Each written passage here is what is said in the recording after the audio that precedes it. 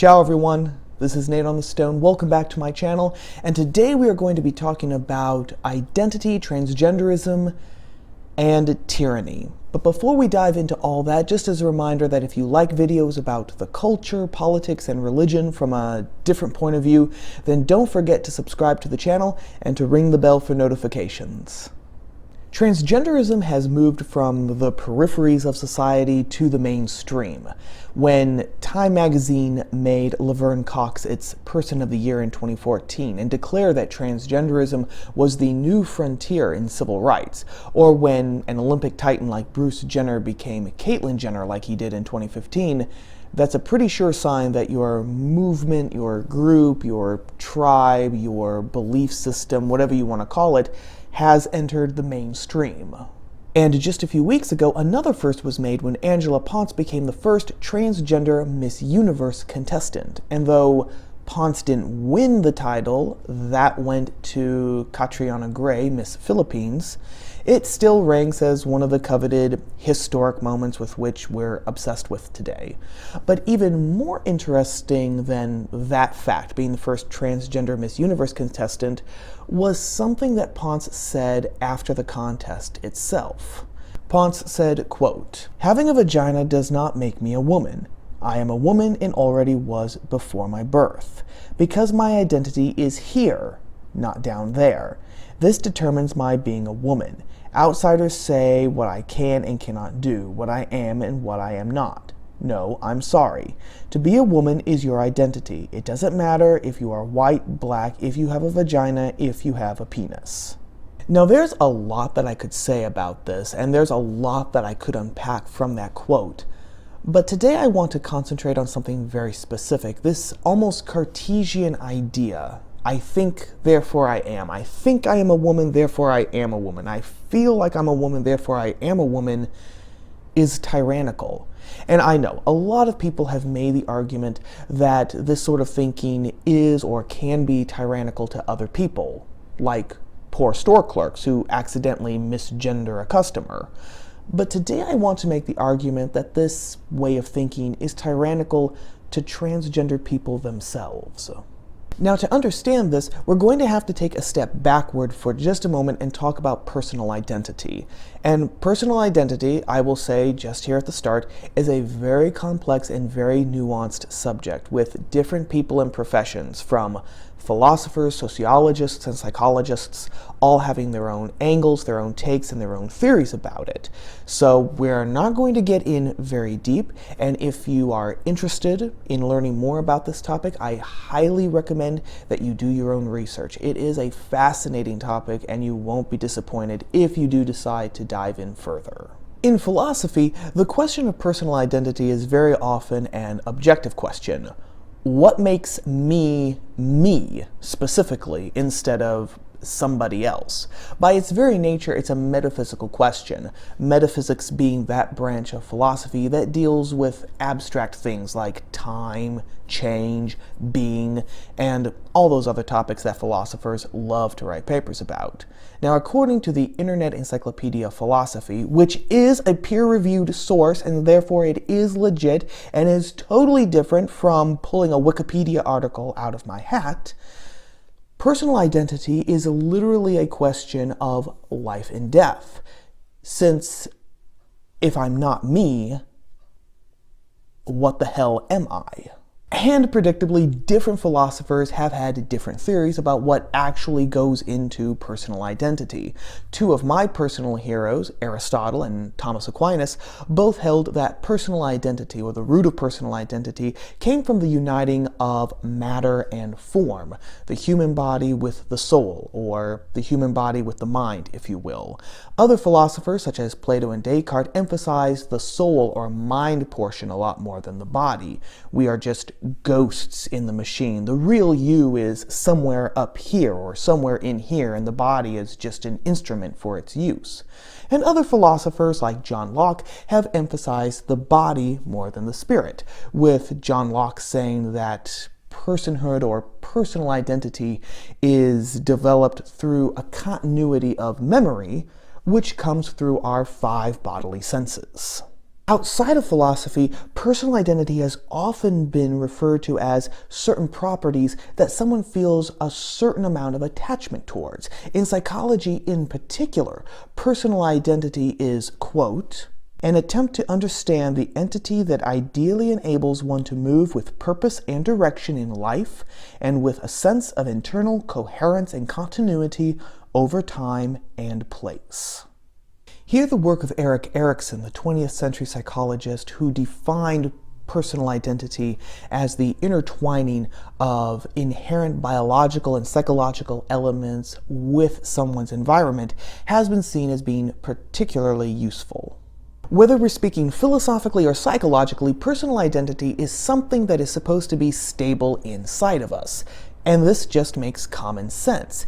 If there is no you, then not only would you be unable to exist, but you wouldn't even be able to change, since there is nothing there to change in the first place, philosophically speaking. And psychologically speaking, if there is no you that allows you to choose a certain direction to go into life and to stay on that direction, then you can't choose a direction in the first place. Which isn't to say that personal identity is static, that it's unchangeable. You can remain the same person while becoming a different sort of person. We just passed Christmas, so think about Ebenezer Scrooge. When the story starts, Scrooge is a thieving, grasping, covetous old sinner. But by the end of the story, he's completely changed. He's become as good a friend and as good a man as the good old city of London ever knew. But even though he's become a different sort of person, he's still Ebenezer Scrooge. He didn't just magically transform into Joe Gould or to Flash Gordon just because he started being generous. But this is the very thing that the transgender ideology takes away from people. Think again about what Angela Ponce said. My identity is up here. Now, at first, this seems like a very liberating thing to say. If my identity is up here, then I can be whatever it is I want to be. But this is exactly the problem, because if my identity rests solely up here and nothing else enters into the equation, not my genitalia, not my physical body, not my chromosomes, not my DNA, nothing, then really what I'm saying is that my identity rests solely on how I feel. And this raises a whole host of questions, the first one being the same one that Dr. Ryan T. Anderson raised. What does it mean when someone says, I feel like a man or I feel like a woman? What does feeling like a man or feeling like a woman feel like?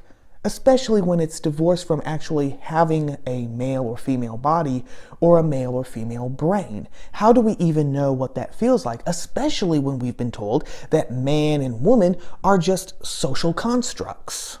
But there's another issue here too. Feelings by their very nature are temporary. They don't last. Think about the last time that you felt an emotion, the last time that you were scared or angry or sad or happy.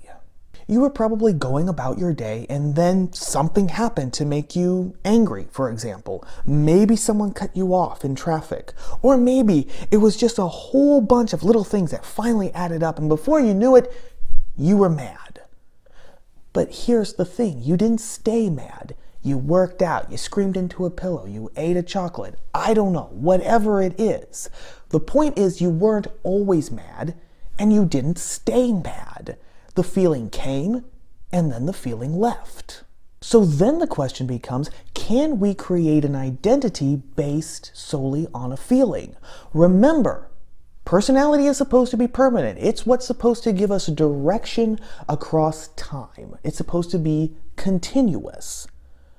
But a permanent identity can't be created solely on something that by its very nature is supposed to be changeable and temporary. Because if that's the case, what happens when, not if, the feeling changes? Will the identity that we've created around that feeling have to change too?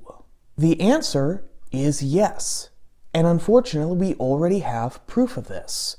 Richard Hernandez was a man who decided that he was a woman, but then decided that he felt like a dragon. And so he had personal surgery done to align his physical body with his internal identity, his internal feeling, and this is what he did to himself. He now identifies himself as Eva Tiamat Baphomet Medusa. Or there's Vinny O, the LA-based artist who decided that he was actually a sexless alien and has spent thousands of dollars to align his body with how he feels his personal identity should be. Just last year, he was asking for another operation, this time to actually remove his genitals so that his body could more perfectly align with his internal identity. Or there was Nano, the young Norwegian girl who decided that she was actually a cat and who now acts like a cat, complete with cat ears. Some people are going to say that 3 examples doesn't go far in proving anything. These 3 people might just be the exceptions that prove the rule. But the point isn't how common this is. The point is that our personal identity cannot be completely at the mercy of feelings. If they are, they put a person under a tyranny of sorts because that person's personal identity is never assured.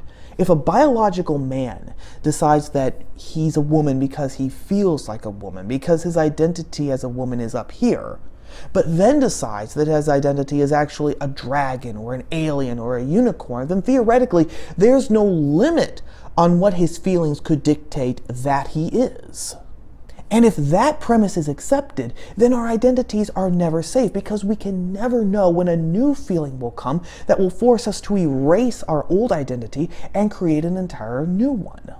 Think about it like this. The transgender ideology, which says that your personal identity is based solely up here and nowhere else, nothing else enters into the equation, is implicitly saying that people are nothing more than blank slates, like this whiteboard, and that their feelings basically are the painters that can make whatever they want out of this blank board. One day,